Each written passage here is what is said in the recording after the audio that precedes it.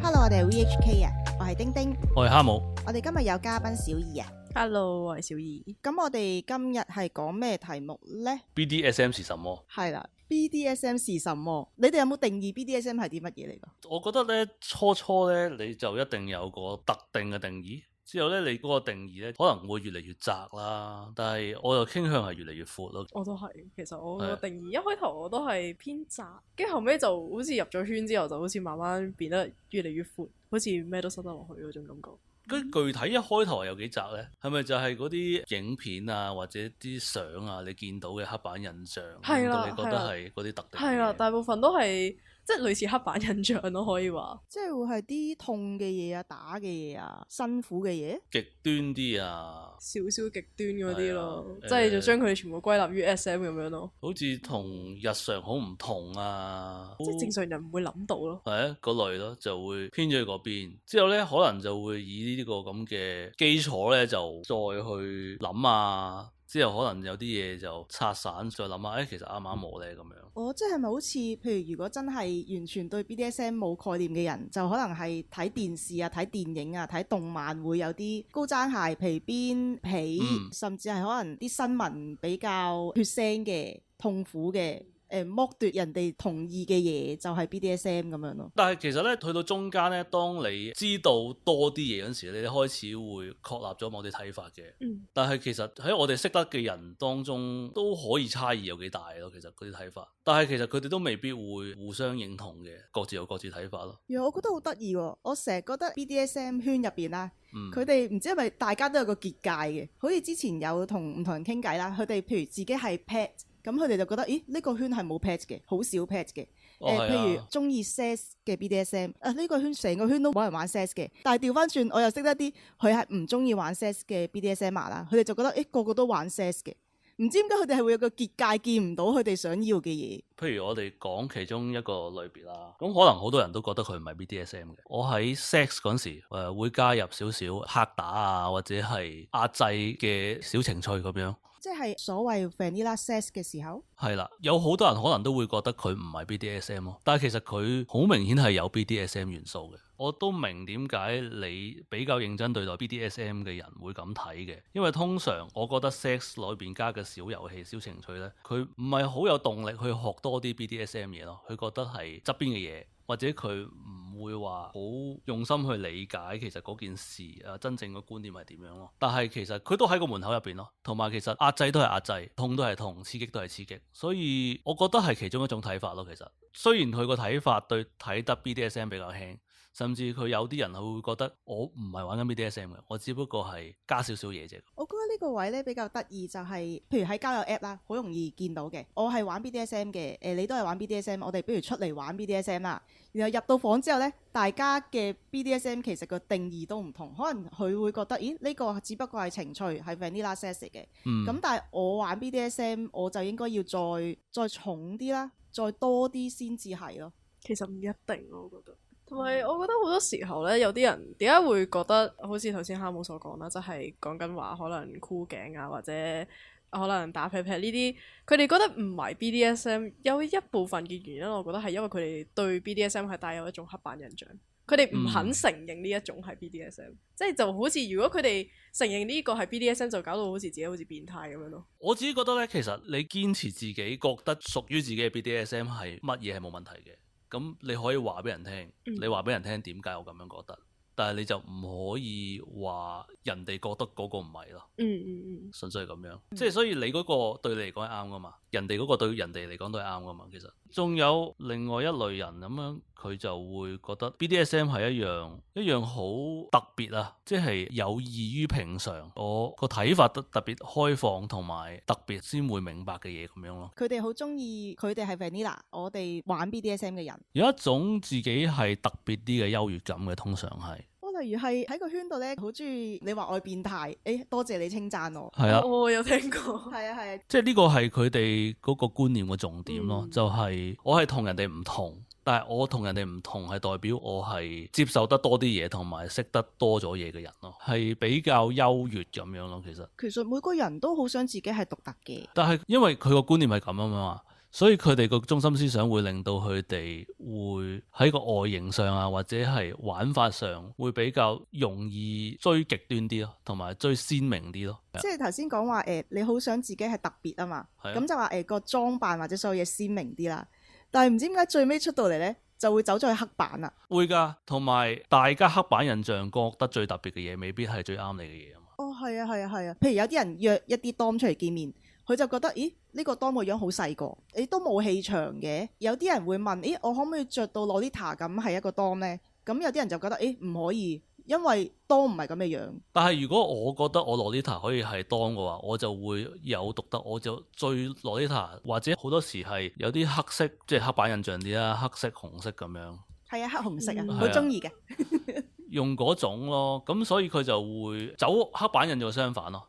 其實我覺得咧，粉紅色嘅 Dom 唔會更加有趣咩？我都睇你觀念咯，其實其實係咁啊。呢個嘅相反就係呢個比較近我自己啦。呢個睇法就係覺得 BDSM 係一個身份，真正嘅自己嚟嘅。佢係去探索同了解自己真正想做嘅嘢。咁我只不過係做翻我本身我最中意做嘅嘢啫。即係佢唔係話標榜特別啊、奇特啊、奇異啊，即係我唔會話異常啊。呢個係正常唔係異常咯，因為大家都會好中意講話探索自己。咁其實呢個都好廣泛地，每個人都會想認識自己嘅。就算我哋話其他睇法嘅人都會有探索自己元素，但係我覺得呢個睇法就比較多啲係覺得其實 BDSM 就本身係我自己會做嘅嘢，所以佢未必會覺得嗰樣嘢好唔尋常、好特別。哦，哈姆，咁你會唔會覺得譬如你有啲嘢中意玩啊？例如係繩啊，例如係精神類嘅嘢啦。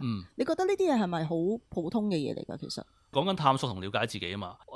通常會問下點解，我點解會覺得咁樣咯。然後如果我知道個原因之後，其實佢有好多時唔係一樣好奇特嘅嘢咯，佢係一樣有原因嘅嘢咯。小儀呢？小儀你中意玩嘅嘢呢？ BDSM 對於你嚟講係特別嘅嘢，定係其實呢個都係我一個身份咁樣㗎？我更加偏向於係我自己一個身份，因為作為 BDSMer 啦，咁其實我係有玩繩啊之類。咁一開頭可能真係未了解自己之前呢，我可能會覺得，點解我會中意玩繩？會唔會有啲奇怪咗啲呢？即係邊個會隨便講話我自己嘅興趣就係玩繩咁樣？好少人會咁樣講。但係去到後尾，我知道自己點解會中意玩繩。咁呢個亦都成為咗我其中一個類似一個 hashtag 咯，即係我自己就係可能隔離就會有多咗一個繩嘅標籤咁樣咯，就係我就係中意玩繩咁樣咯。呢個就係睇到個觀念嘅分別。有啲人會覺得我繩就好特別、好奇特，所以我覺得好有趣，好係我應該做嘅嘢。有啲人就覺得呢樣嘢就本身係我會做嘅嘢，唔係因為佢好奇特，而係我自己本身我會做嘅嘢，所以我就做。係啊，呢個幾得意喎，好似小儀咁中意玩繩啦。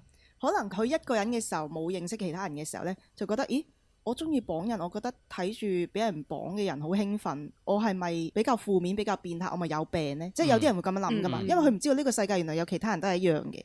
咁但係當佢開始認識 BDSM 之後呢，咁佢就會開始因為有咗知識啊，咁原來呢樣嘢唔係咁負面噶喎。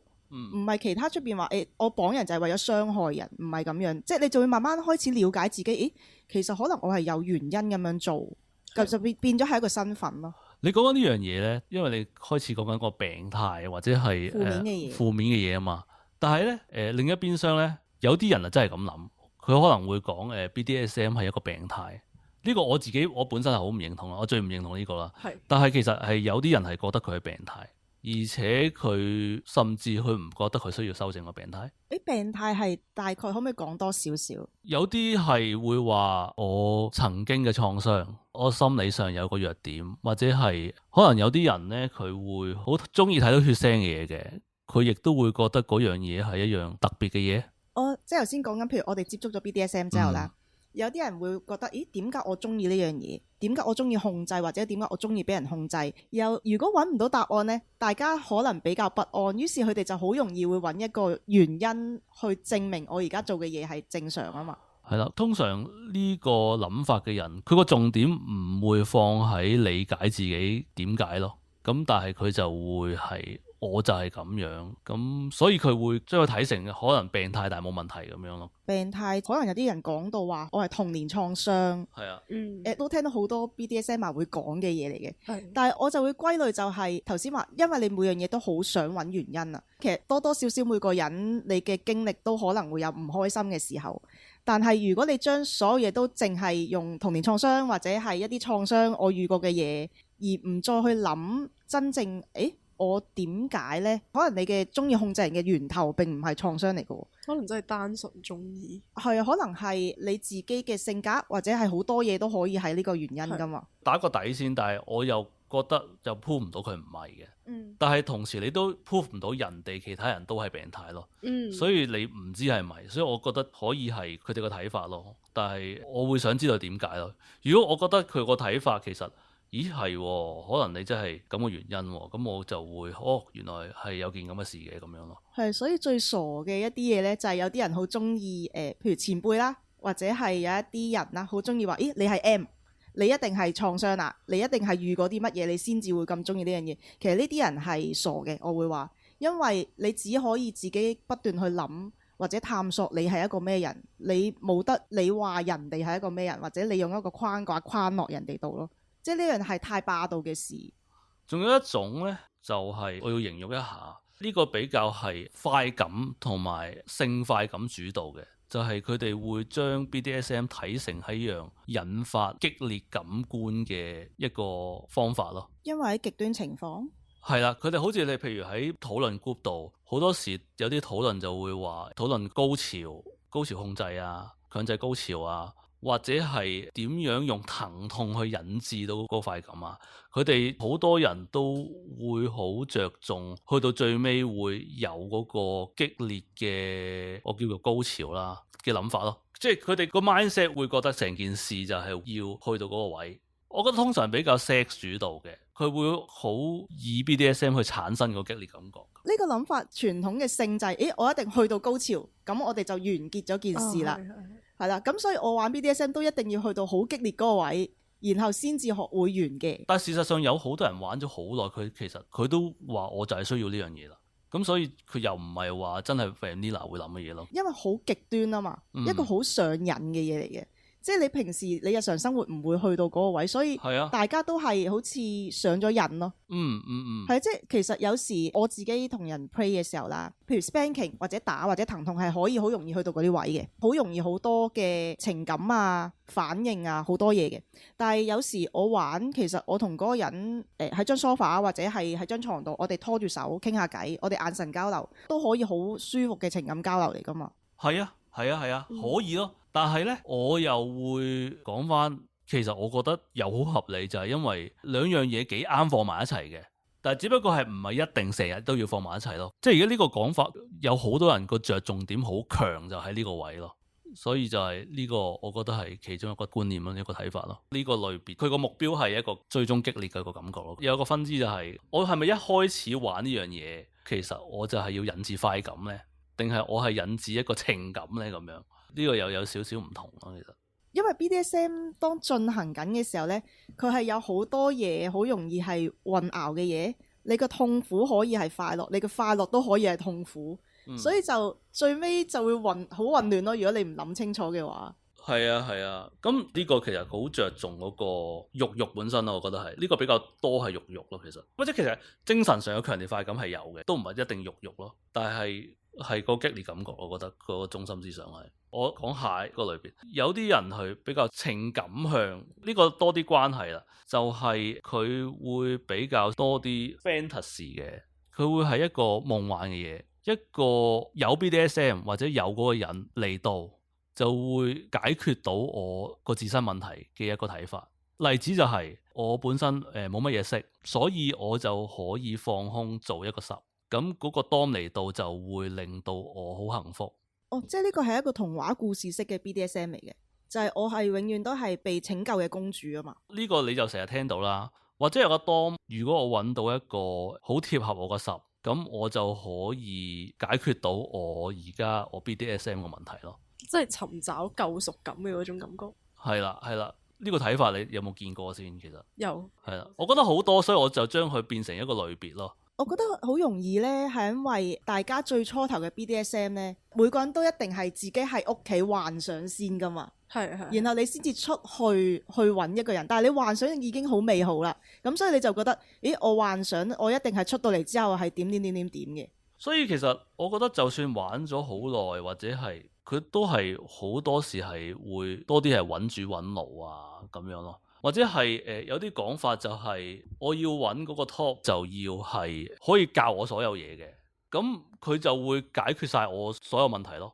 即係話其實佢睇個 BDSM 就話，只要我揾到個人，我做到 BDSM，咁我就會獲得幸福咯。所以其實佢係似係一個應許之地咁嘅嘢咯。大家都係喺度買六合彩等緊開彩嘅人咯，個個都喺度幻想，我中咗1億之後我就做乜嘢？其實你真係有幾多人會中六合彩？所以呢個觀念會引致就係，首先我要揾到個人啦，所以會有話，我一定要揾到一個人，之後佢就會要嗰個人認自己係乜嘢，即係確立呢個主奴啦，類似係咁樣啦。咁然後佢確立咗啦嘛，咁我以後我嘅問題就可以解決咗啦。即係個觀念上會咁樣咯，其實。同埋而家呢，我覺得越嚟越多人好中意標籤，即係佢會標籤自己，我好缺愛，我好焦慮，我係焦慮型人格，我係迴避型人格。咁其實對方出現嘅時候，佢就會幫我解決咗我所有嘢。因為呢個歸類我點解咁樣定呢？就係因為我會話佢係一個夢幻嘅嘢，就係呢，因為本身嗰個人呢，佢呢個觀念呢，佢係唔想搞清楚本身佢係追緊啲咩㗎。或者佢唔想搞清楚自己有咩問題，所以佢越唔搞清楚，佢就越唔使處理搞清楚嗰個煩惱咯。咁嗰個煩惱只要我模糊咗，佢又嚟咗，佢又肯同我解決個問題，我就唔會有問題咯。咁樣咯。其實呢樣嘢好變態㗎，我會話變態啦，就係譬如我自身有一個問題，但係當我哋相處出現問題，我就會話係對方有問題咯，而唔係我自己好有問題啊嘛。咁永遠係話人哋有問題嘅時候係最舒適嘅。因為嗰個人做得唔好先至會咁樣啫。係啊，但係呢個觀念好普遍嘅，所以可能呢個 community 十多啦，咁啊變咗佢會引致其實好多 workload 都會喺個 dom 嗰度咯，即係dom要學醒啊，dom要識得點樣去為個十定邊啲生活習慣好啊。但係其實呢個 BDSM 係兩個成年人嘅嘢嚟㗎嘛，其實你自己個 part 你自己要負責咯。係啊，好多時我覺得你個人要 ready 咗，你先至好進入關係或者係探索 BDSM 咯。例如你連自己都照顧得唔好，或者係你都冇為自己負責任，然後你出到嚟只會係更加壞咯成件事。同意，真係有遇過好多例子，就係即係有啲試過十係想逃避責任，就係講緊話佢好似將所有自身嘅問題交俾咗個 Dom 去處理，跟住個 Dom 就會好似好無措，究竟自己要點樣做，就成日都會見到一啲咁嘅例子，我就覺得係因為譬如好多十咧，佢哋就覺得，咦，喂，呢個 Dom 拯救唔到我喎，我揾個下一個 Dom 咯。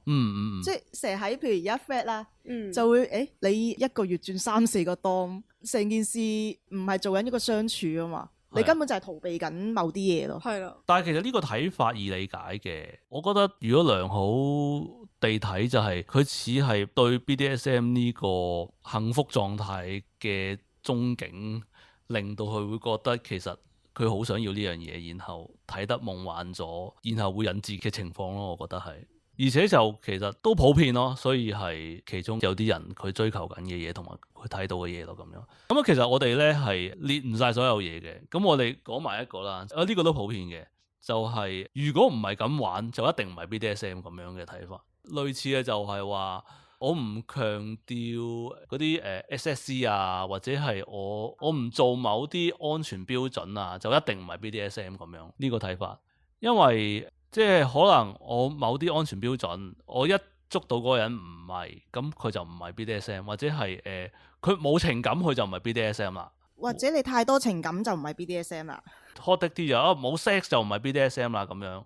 咁但係呢個只不過係佢個睇法。不如丁丁你俾啲例子咁。我俾例子就係你唔遵守某啲框架，你就唔係 BDSM， 你就係一個阿哈條或者係一個 Vadila。例如係你唔講 safe word， 你唔講 consent， 係你淨係中意打人，你中意玩銅，你唔玩銅，你玩繩，你唔玩繩。可能好多時係一個標籤或者一個大家會提出嚟嘅嘢。你定義咗嗰個人係咪玩緊 BDSM？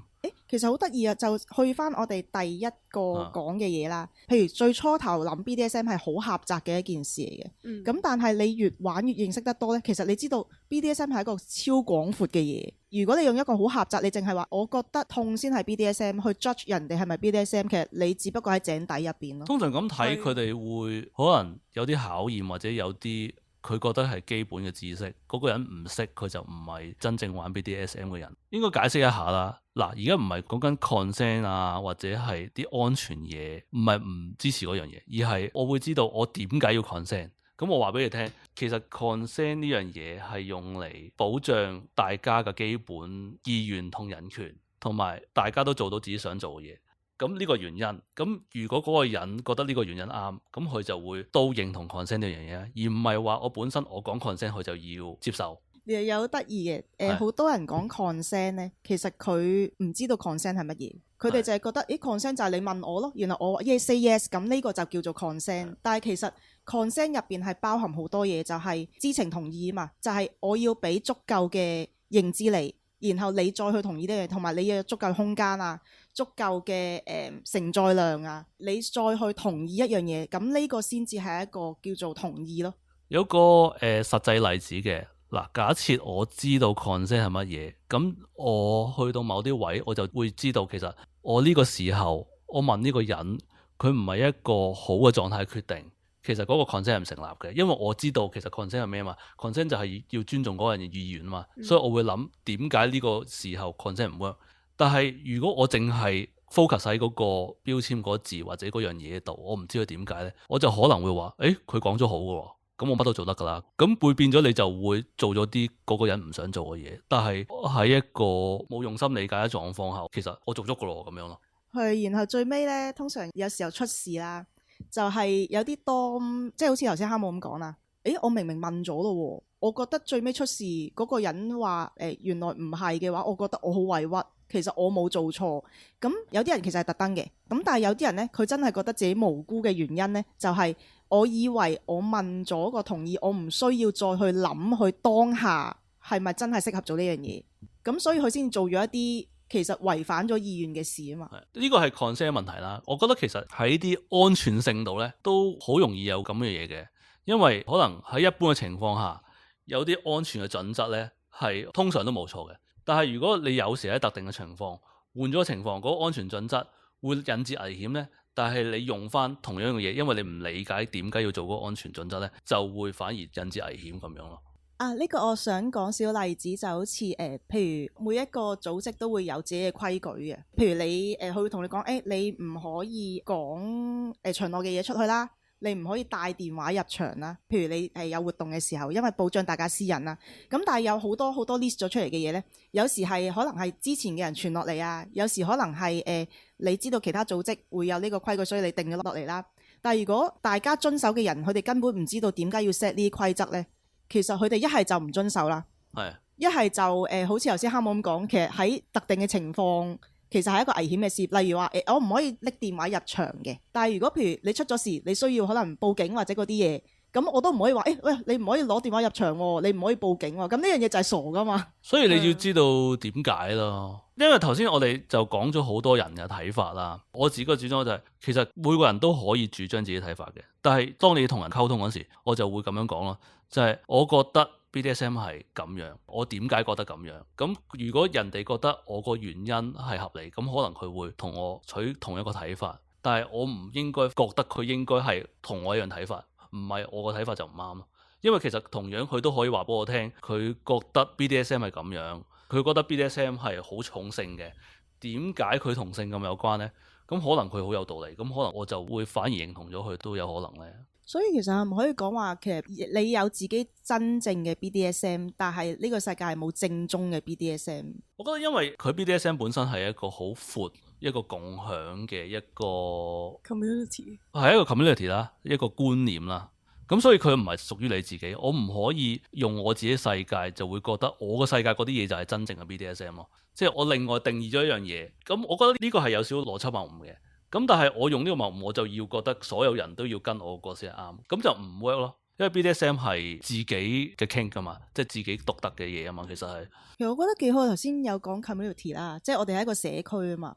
好多時就係如果你係強迫人哋接受你嘅 BDSM。強迫話我呢啲先係正宗嘅，其實呢個唔係一個社區啊，因為我哋每個人都應該尊重大家有自己嘅自由啊嘛。係啊，但係有一啲嘢就係譬如話你唔應該影響到，譬如有啲人好中意譬如我想帶我隻狗落去日光日白嘅公園度散步，咁呢一啲嘢就係影響到其他人嘅嘢，你都係影響緊個社區啊嘛。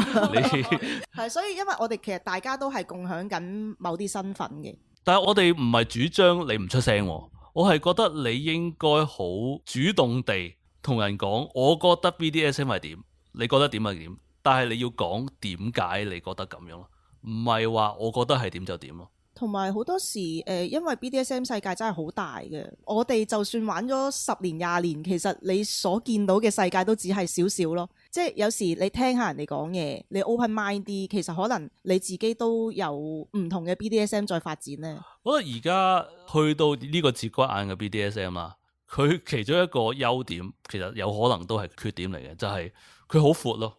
佢個包容性好廣咯，即係因為你講緊 BDSM， 即係 BD 就係 bondage，DS 就係 DS 關係啦，即係權力轉換啦。SM 就係痛楚同埋受虐狂啦，咁一開始淨係呢幾個嘅啫嘛，但係其實 pet play 係唔包噶嘛，但係我都 pet play 擺埋落去，就係佢個包容性好廣咯，就係其實而家係變咗係 BDSM plus 咁樣咯，即係所有嘢你覺得係就可以包入去嘛。係啊，即係同埋甚至都有延伸到有啲話咩分大圈小圈，即係 spanking 係屬於小圈嗰啲，即係你會發現。唔係淨係限於所謂 BDDSM， 而係仲有好多唔同分支咁樣咯。但係我覺得其實好似你頭先個例子啦，我都要想聽就係點解你覺得係咁分咯。因為佢唔可以唔講點解，佢就要人哋接受嗰個觀念咯。其實係啊，其實 BDSM 大家擴闊咗個世界好多啦，即係探索呢樣嘢之後，其實我自己覺得啦，其實我哋社區係應該有多姿多彩唔同嘅人、唔同嘅聲，而唔係我覺得 BDSM 淨係玩同，所有唔係玩同嘅人就應該要走啦。其實就 open mind， 要尊重大家講嘅嘢咯。我覺得呢樣嘢，因為你要主張你自己睇法啊嘛。譬如我覺得BDSM 係我真正嘅自己，咁我就話點解係我真正自己？因為我本身我裏邊我想做嗰樣嘢。所以我就會探索自己去做到嗰樣嘢，我就會獲得咗一個滿足感啊嘛。咁呢個係一個簡單嘅原因啦，而唔係話我係一個好偉大嘅人，我覺得 BDSM 係我嘅身份，我真正嘅自己，你就要聽我咯。或者唔係一個觀念上，我覺得 BDSM 就冇性，你咁強調性，你就唔係 BDSM。我要講俾你聽，點解我覺得 BDSM 係要冇性先啱？你認同個原因，你再選擇去相信咯，而唔係話我會有一個硬性嘅規矩，或者我有一個硬性你要跟隨嘅特定嘅偶像型人物咁樣咯。係，其實無論係 BDSM 社區啦，或者呢個世界呢，好容易就係你識得講嘢，或者你夠霸道呢，咁你個聲就會越多人聽到嘅。其實好多唔識得講嘢嘅人，嗰把聲都好容易俾人淹沒。其實大家要有一個概念啦，就係我哋要互相尊重嘛，所以無論嗰個人係講乜嘢都應該要聽咯。我會話其實只要你識得問點解，你就係專家。即係你最主要係要知道佢嘅原因，你要理解佢點解咁做。即係當然啦，你可以聽下人哋意見，了解下佢點解咁做，但係你唔好問點解你就信嗰樣嘢咯。其實係。不過喺問點解之前咧，應該要自己諗下，其實點解我中意呢樣嘢咯。因為你要知道你先至講得出啊嘛。都係嘅，你要了解自己先咯。所以其實 BDSM 係可以係好多嘢，亦都係可以係好窄嘅嘢。你嗰樣嘢係啱嘅，咁但係你要知道自己點解咁諗，你都可以去認識下人哋點解咁樣睇。你可能會將你嗰樣嘢再升華咗，你知道咗之後。同埋我覺得咧，就算你真係唔係好識得 BDSM 啦，或者你都我唔知道 BDSM 係乜嘢，但係你對呢樣嘢有興趣，其實你絕對係有權利去講同去探索嘅。但係有啲人可能即係好似頭先咁講啦，咦，我覺得你唔係 BDSM，你唔應該喺個圈度嘅，我唔承認你係 BDSM 啊。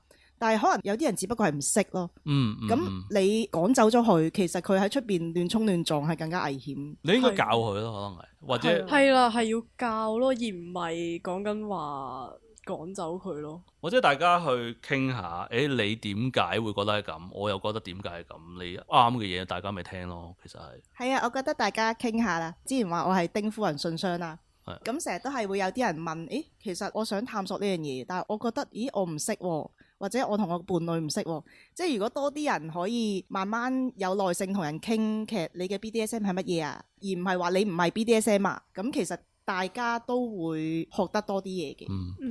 最後我總結一句就係都係嗰句啦，識問點解就係專家。係咪總結咗啦？你今日總結咗啦。哦，好啊，我覺得好好啊，呢個幾好。咁我哋今日咁樣好啦，好好啦，啦，好啦，再拜見啦，拜拜拜拜。